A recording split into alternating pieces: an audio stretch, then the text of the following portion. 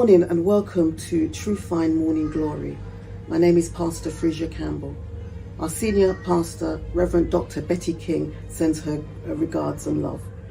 And today we're going to be looking at a scripture that our senior pastor has been teaching us over the last few months. And the book is Joshua 6, verse 1 to 2. And it says, and I'm reading from the NLT version, "Now the gates of Jericho were tightly shut because the people were afraid of the Israelites. No one was allowed to go out or in. But the Lord said to Joshua, I have given you Jericho, its kings, and all its strong warriors." Now, when you look at that scripture, it's a great promise that God has given Joshua, that he will take one of the biggest cities, the greatest city, Jericho. And when God gives us such a great promise, what is our reaction?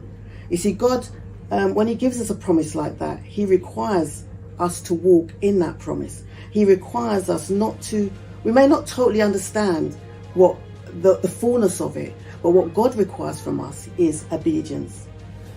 And we never know how God is preparing the ground for us, because it says in verse 1, it says that the city was tightly shut up. And the reason why the city was tightly shut up and it wouldn't allow anybody in or out was because the people were fearful of the children of Israel.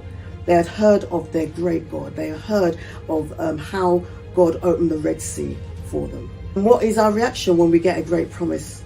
Do we say, no, or we ask questions, or we doubt God, or this is impossible, look at the size of the city, how can I take it? Or do we say, it is done? We may not have the strategies, but God will give us the keys at the appointed time. So this morning I just want to ask you, what is your Jericho and what is God saying about it?